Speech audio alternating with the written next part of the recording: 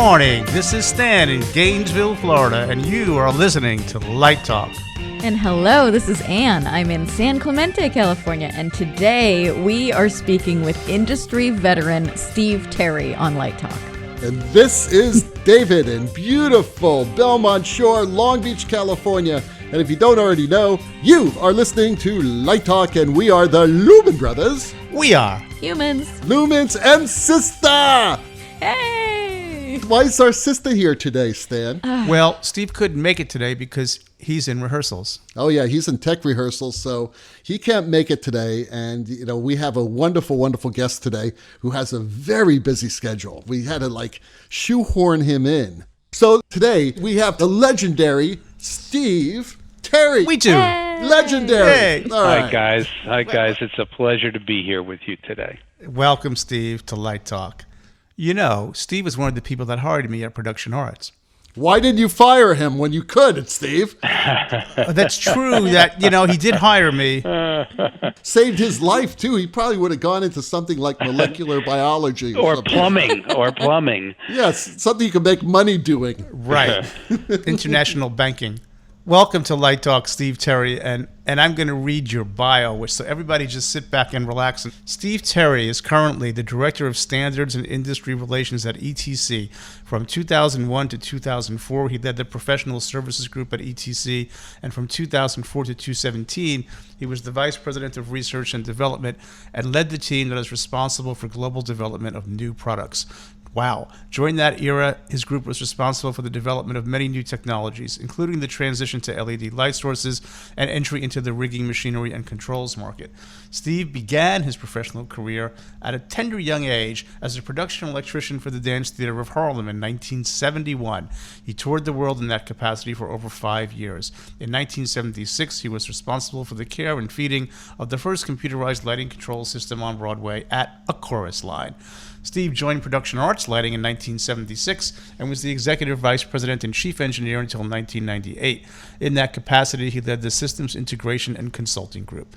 He has been involved in engineering and management of many prestigious installation projects over the last 30 years, including, to name a few, the lighting renovation at the Metropolitan Opera House in New York City, the Lyric Opera of Chicago, the Mirage, Treasure Island, Bellagio, and Wynn Hotels, and the Fremont Street Experience in Las Vegas, the Lido de Paris nightclub in France, Fantasmic at Disneyland, 6 NBC network television studios, 7 cruise ship showrooms for Holland America, and the Disney ABC Good Morning America studios in Times Square. Steve has also maintained an active involvement in the international industry for more than 35 years. He founded the USITT National Electrical Code Committee in 1980 and was its original chair. He was appointed to NFPA, the National Electrical Code Panel 15 in 1994, and continues to represent USITT in that role today. In 1986, he chaired the USITT committee that wrote the internationally accepted DMX 512 standard for digital communications in lighting systems.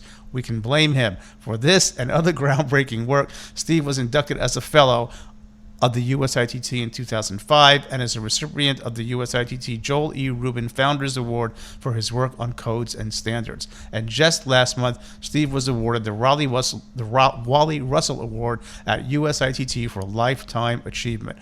Welcome to Light Talk, Steve. Thanks, guys.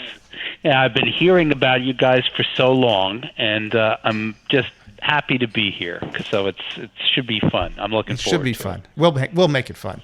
Yeah, we're happy to have you, Steve. What an honor to have you here. Thank you for giving us your time. Absolutely. And why don't we start by talking about production arts? No one can think of production arts and not think Steve Terry. So tell us about that. Well, it was more than just Steve Terry. It started out with John McGraw and Peter Forward, and I joined it after a while in about 1971, part-time. So Production Arts went from a very, very small company, started with $1.98 in capital and 60 Altman 6-inch Lecos and a couple of 6-channel auto transformer boards. Wow. At 428 East 10th Street. It was the spin out of Production Arts Studio, which was a studio. And Peter Forward, who was one of the original Production Arts partners, was involved in that. Then those guys, John McGraw and Peter Forward, moved one floor upstairs in the building and started an off-Broadway lighting shop. And, I was working for the Dance Theater of Harlem at the time. By the way, Peter Forward was a college professor of mine in my lengthy 6-month college career, City University of New York. Yeah. So I looked in the catalog and said, "Oh, look, there's a stagecraft course. I can get 3 easy credits, right?" And so then I met Peter, and then I joined Production Arts part-time, just as they were making the move into the very first electronic dimming systems. And these were manual, not computerized dimming systems, but, manual electronic dimmers.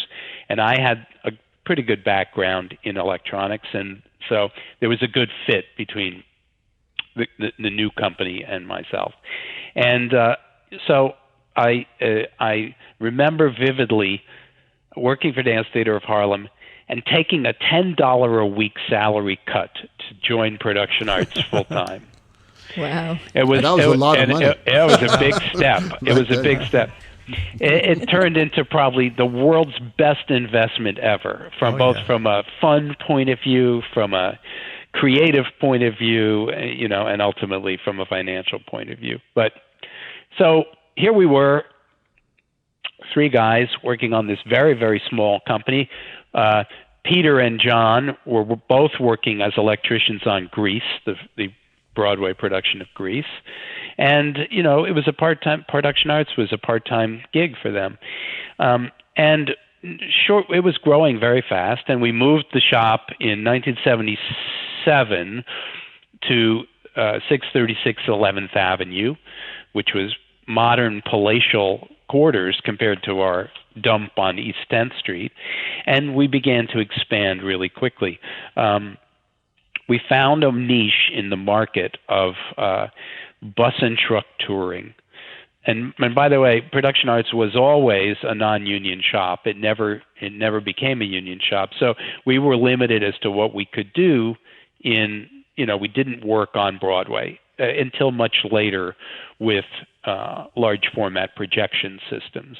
But we kind of began to own the bus and truck touring market, and we did a lot of innovative work in packaging and cabling systems and touring dimming systems to allow very fast setup of bus and trucks that were, doing one-night stands around the country. So it grew in leaps and bounds. By the time Production Arts was acquired by PRG in 1998, it was about 120 people, and we had operations in Los Angeles, London, and New York. So it was it was a fantastic experience. And nowadays, whenever I talk to somebody over the age of 30 or 35 in the design community, the first thing they say generally is 489-0312.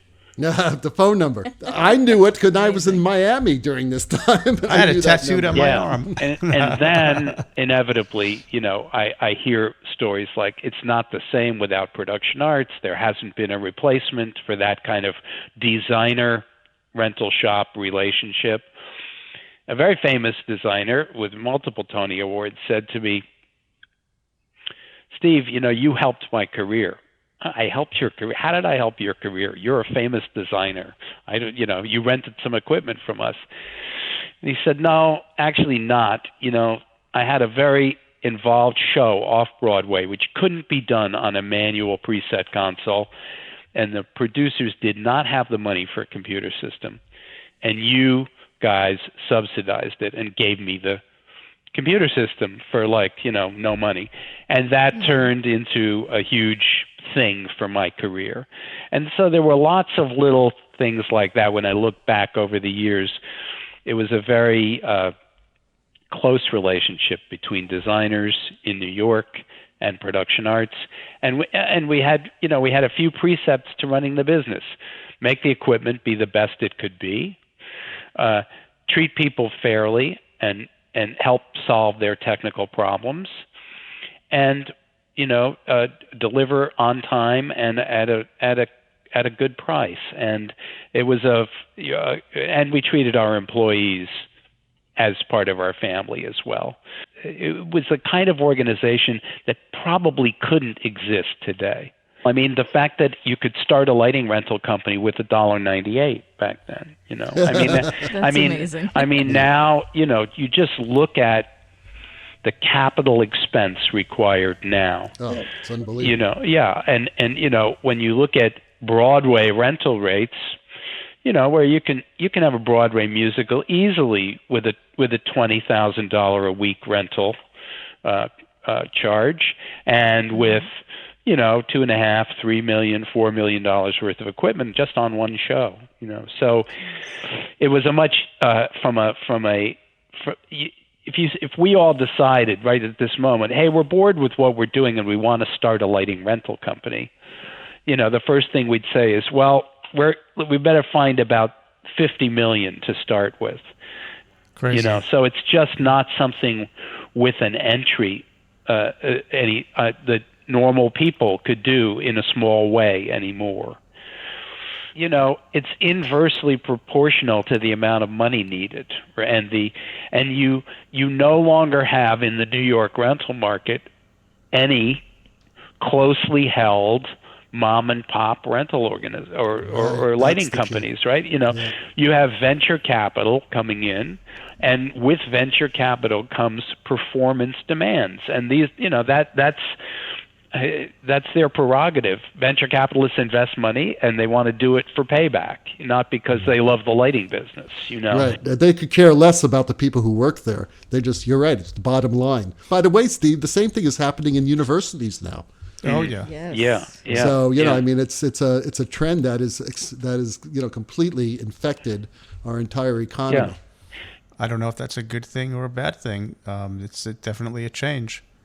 Well, I think it could be a net gain. I mean, the fascinating thing to me is, when we looked at the beginning of automated lighting and all that meant in terms of the increase in size and cost of these systems, we said, who's going to pay for this, right?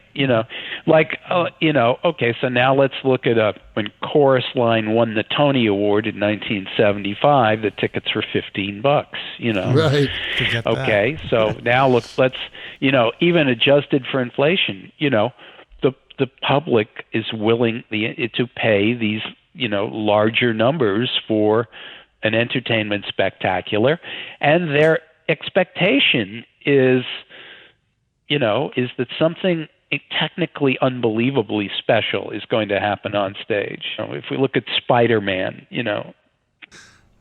Yeah, sit through it. We don't have to talk about its artistic merit because that's a short conversation. It was a technical triumph for sure. I was. saw it. My kid loved it was, but and I got very seduced by it. I said, "Oh my God, this is wonderful!" it's an accomplishment. But then, did I like the show? No. So Right. it quickly faded in my memory. Right, but exactly.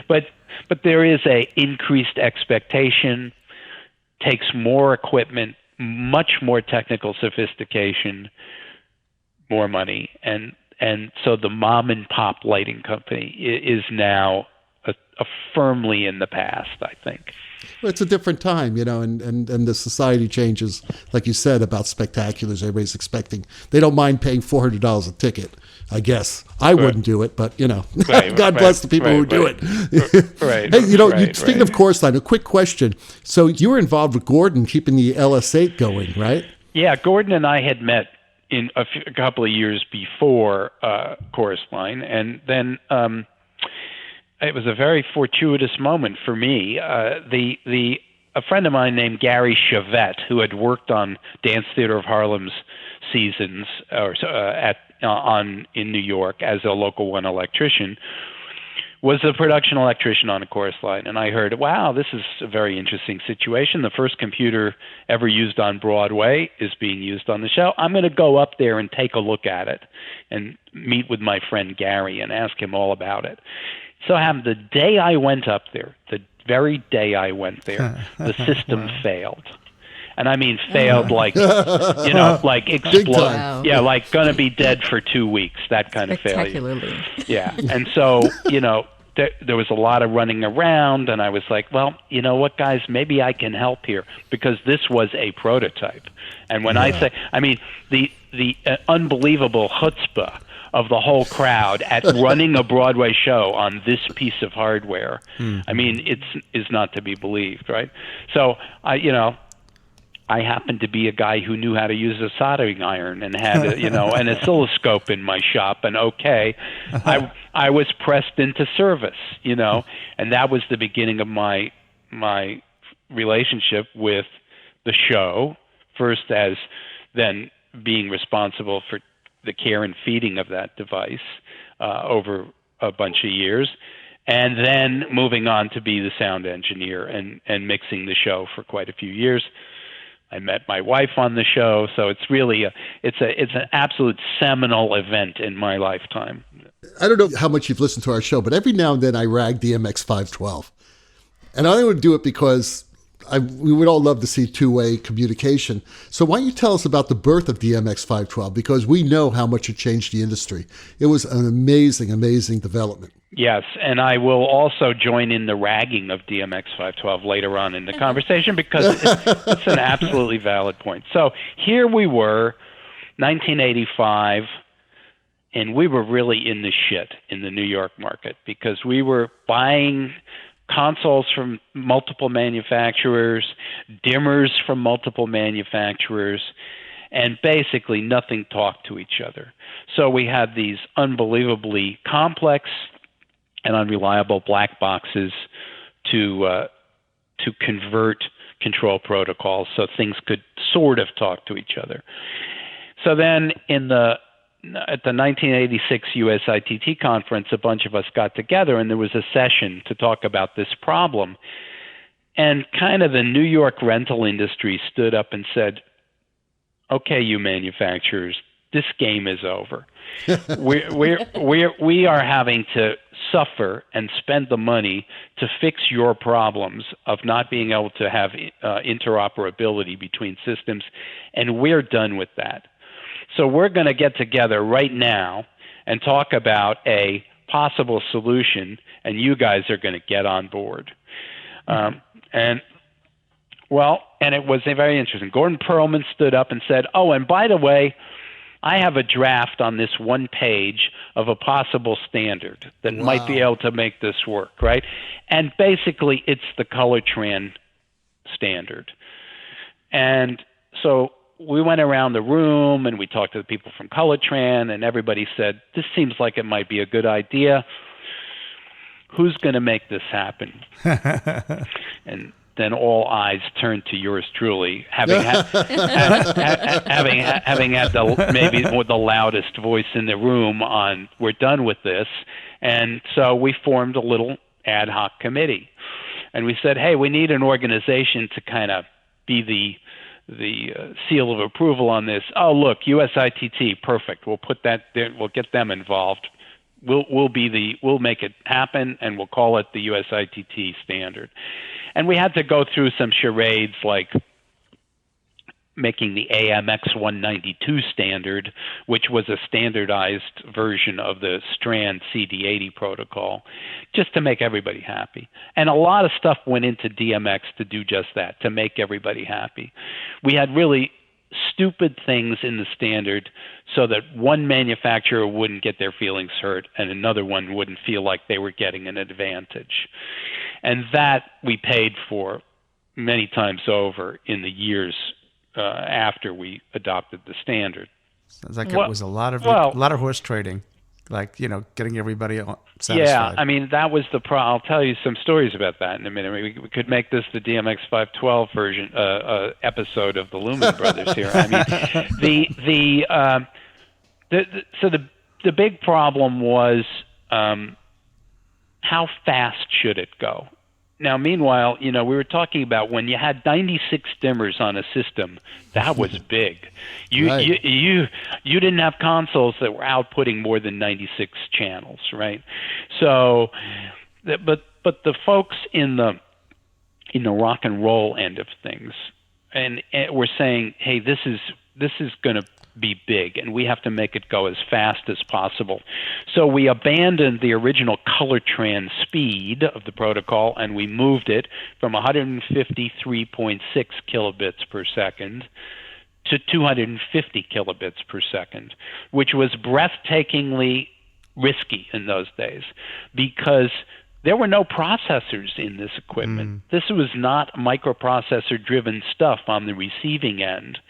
And 250 kilobits per second was at the absolute limit then of the hardware-only solutions that were built into dimmers, right?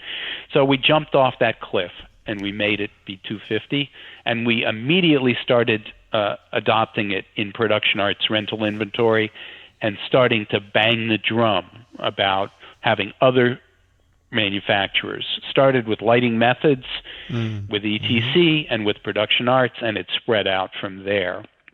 Now, unbeknownst to us, a bunch of crazy guys in Europe, starting with pulsar lighting and continuing on to clay packy, we're looking at this thing and saying, hey, we've got these new moving lights, these, scanners, if you will, and why don't we use this standard? And so it was my first introduction to the Plaza organization. John Offord, the CEO of Plaza, called me up and said, Steve, we want to publish the standard in our Lighting and Sound International magazine. I said, well, the standard is like typed on 4 pages with a hand pencil drawing, He said, but we need to do it right now. So I sent him the standard, and they put it in a pull-out section of their magazine.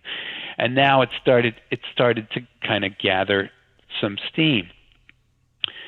But it was a terrible standard. It had only one feature that was the killer app, and that was interoperability. And it was relatively easily implementable by not rocket scientists, the engineers, but just normal dimming and control engineers. And where we started to pay the price on this interoperability was when we had waffled in order to please manufacturers and not make it have an unfair advantage. We had things in the standard, like we had a timing parameter where you looked in the timing chart and it said the timing parameter was typical 50 milliseconds, minimum 5 milliseconds, maximum 1 second.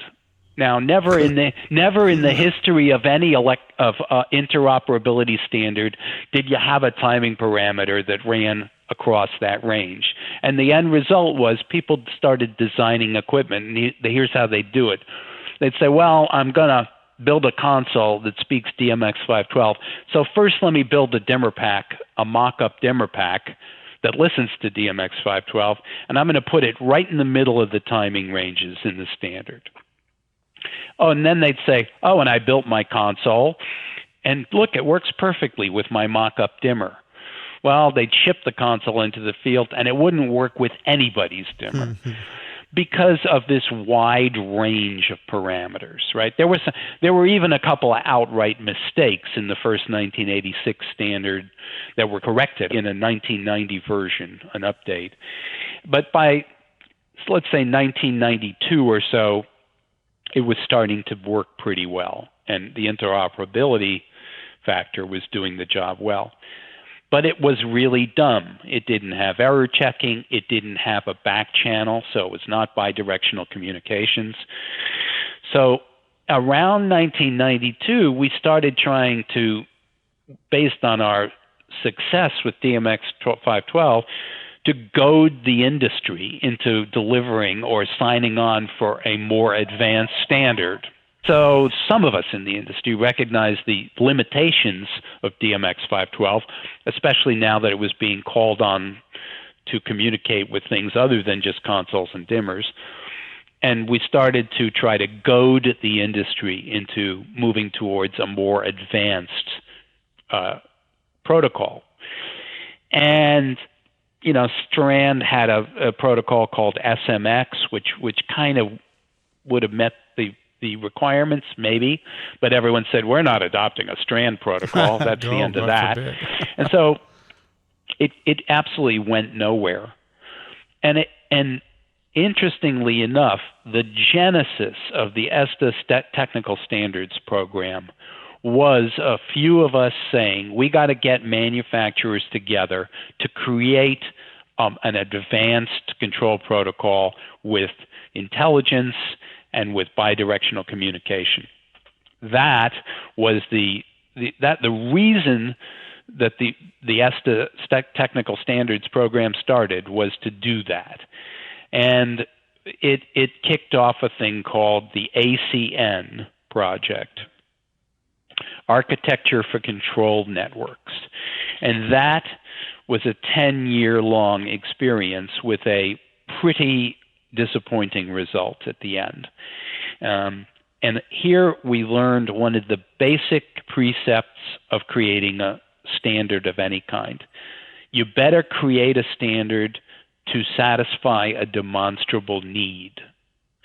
In other words, DMX was instantly adopted because the whole industry had a common problem. We got to get this stuff talking to each other.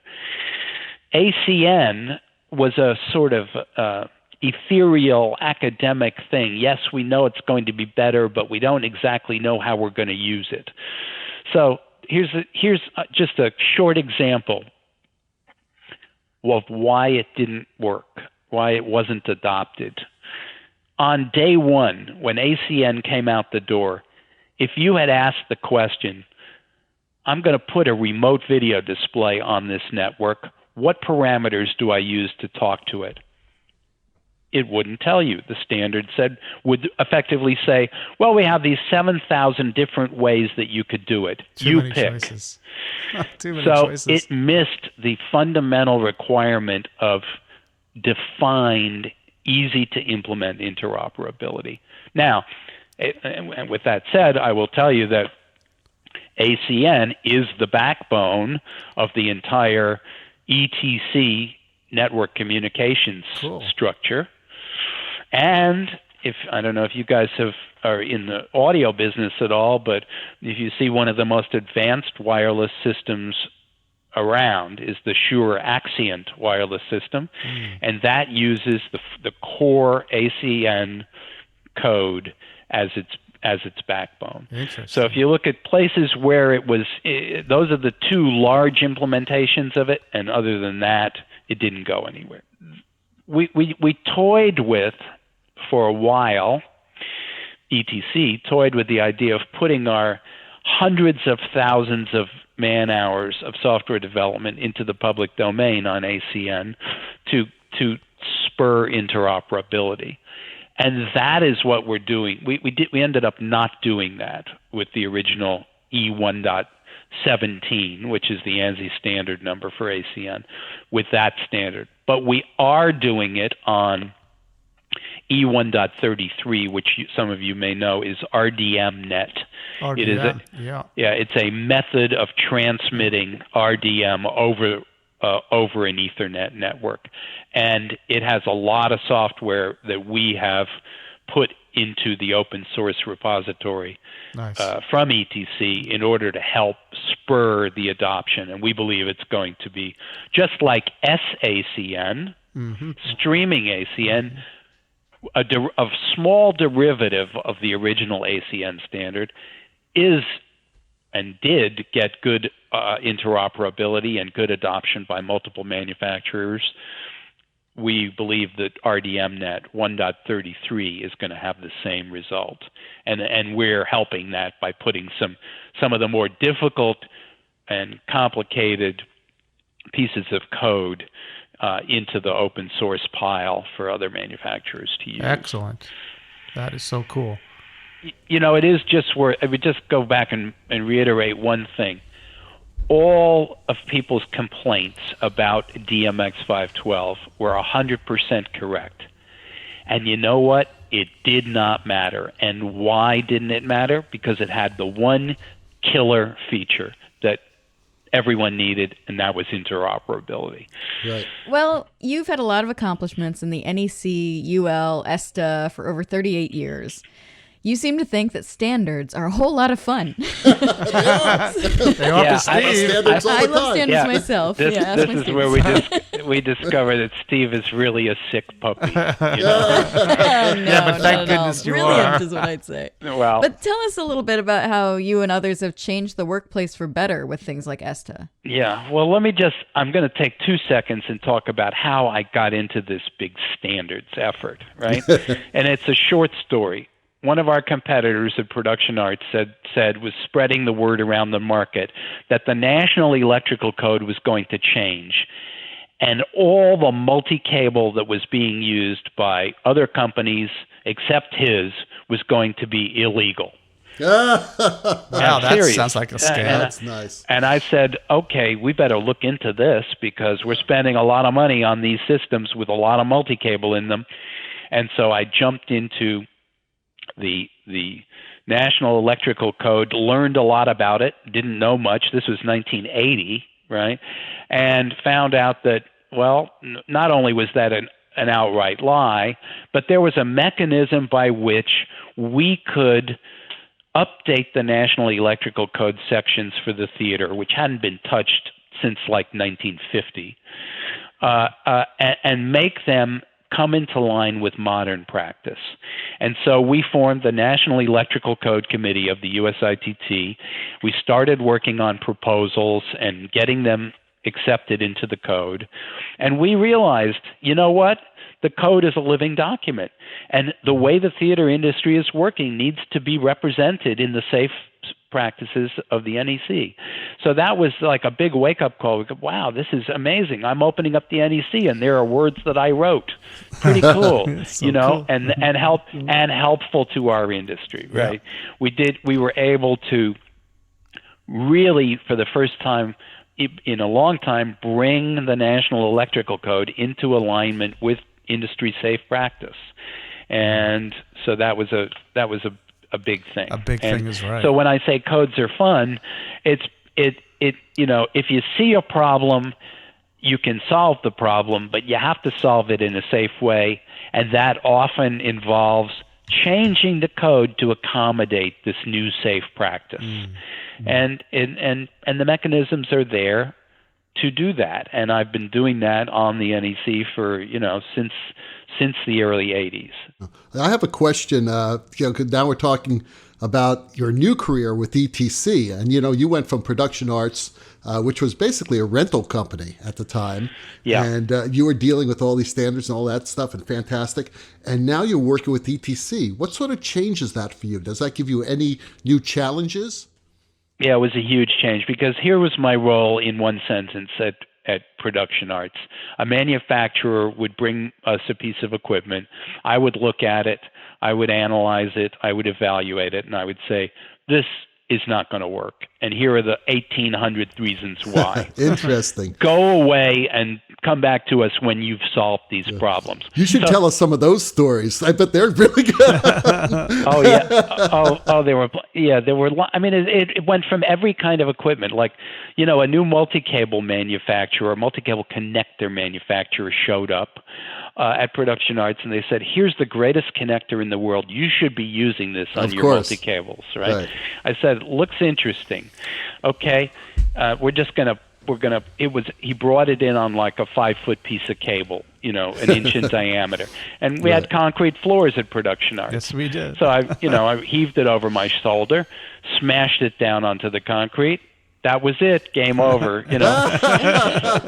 Okay, go away and come back when you have a machined connector that can tolerate that kind of abuse, right? So that happened in almost every product. Wow. We were a laboratory of product evaluation. That's number one. Number two, we were able in the Production Arts days to take the risk of acquiring equipment that we thought was good and that we thought would solve the problems of the design and production community. We made those decisions. This is a good enough piece of equipment, and we're going to put it in our rental stock. So I spent a lot of time saying this is not good enough, or what are you guys, morons? Why did you do it this way? Right? It was a friendly discussion, but we often rejected a lot of stuff. Now, Fred Foster says to me, look, Steve, you should come and work for ETC. We've been friends for years and years and years. You can come and work for ETC and you can stay living in New York. I said, okay. Because there was a corollary thing going on, which is Terry's first rule of company acquisitions. and that is, there should be a rule written as law that a closely held company that is acquired, the principals should leave within 6 months. And I'm simply saying it's not. It ends up generally not being a happy event for the new owners of the company or for the original owners of the company to have a protracted time working for the acquired company. So I was kind of at that moment in 2001, and Fred said, "Come to work for ETC." I said, "Sounds like a great idea." So now, and I started out running the professional services group at ETC, which was all the project people and the technical services department. And then after about 3 years, I moved into running the R&D department. Now I was really in the soup because I couldn't complain about the equipment anymore. You gotta fix I it. actually had to make it work properly. Right. So now I had a line of people at my door saying, "This is a piece of shit. What did you do?" Yeah. So the shoe really was on the other foot, and it was a fascinating adjustment to make, and one that I actually really enjoyed because now I'd been on both sides of the fence, right? Yep. On the receiving end of equipment that didn't work, now having to produce equipment that was adequately tested and that met the needs of the market. And it was a humbling experience for the first few years, and I would say throughout my time running the R&D department at ETC, it was a whole different experience than just saying no, not good enough, right? Having to actually get the team, very talented team at ETC in every aspect of R&D, to get them to deliver the products that the market wanted and at the right level of reliability. Well, to your credit and ETC's credit, I haven't heard of an ETC dimmer catching fire. That's true. That singular achievement. Yes, it did. And that singular achievement belongs to one of the most brilliant product developers ever in our industry, Mr. David Cunningham, whose name I'm sure you've heard. Oh, yeah. Of course. Who was the developer of the sensor dimmer. Right. Or before that, the CD80 dimmer at Strand. CD80s. The sensor dimmer and the Source 4. Yeah, right? Great. Talk about a great inventor. Yeah, Genius. There was a dimmer called the ENR dimmer, manufactured by Colortran. Yep. And through an unfortunate series of events, there were a number of fires, and so we managed to escape that, But for the grace of God, go I, right? Every manufacturer has product problems. Sure. It's how they deal with them in the market. That's Right. what counts. And that, was something that is deep in the ETC DNA. Who do you trust? That when there's a problem, step up and fix it. That's right. I'll never forget the first 6 months that I was at ETC, or I was running the professional services department. I went to the president of the company, Dick Titus. I said, "Dick, we got this big theme park customer who shall remain nameless, and our stuff is running their entire park all around the world. And by the way, it doesn't work, and it's gonna cost a lot of money to fix it." He said, "Do it." Yep. You know, the only answer there and is. so Yeah. it was it's, as I say, in the DNA to solve the problems, to not leave the customer hanging, to move as quickly as possible. And, you know, that's how we live and die at ETC. Yeah. And also survival. I mean, look at Boeing right now. There are companies out there that are dealing with human lives. And, you know, if you make one mistake, like they did, it could completely destroy the company. Yeah. Can you imagine being on that engineering team? Oh, my God. I have thought about that. I mean, I have thought about that a lot. Can you imagine saying, "Oh, my software was responsible for 300 plus people"? I mean, it's unimaginable. Yeah. Well, you know, there was a great play written about that. It was called All My Sons. Ah, yes. It was one of the great Arthur Miller pieces. There's a revival of it right now at God. Roundabout and on 42nd Street, right? Yeah, but it had to do more with the engine and the propeller, I believe. What a great play that is. I don't know how I went off on that, but I just heard about it. That's a great play. Yeah. Steve, what are your thoughts on the GDTF general device type format? Are you in favor of that? What do you think? Yeah, generally I am. And I have some strong opinions on it. Not on a technical level.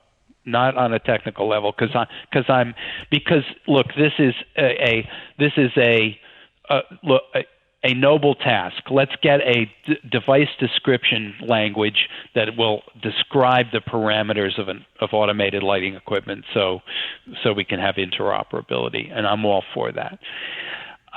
I am sad a little bit that, you know, we have a standards organization, and that what has happened is a couple of manufacturers or multiple manufacturers have kind of decided, well, we don't need a standards organization to do this. We're just going to do it on our own. And I think that sells the effort short. And I really believe that, you know, whether it is ESTA or another standards development organization, when you get multiple competing manufacturers together, especially in the regulatory climate of North America, it's highly desirable to be working out in an impartial standards development organization to avoid any whiff of an antitrust issue, right? And so I think that there is a clear need for what they're trying to do. I would hope that at some point it comes across into a legitimate standards development effort. Agreed.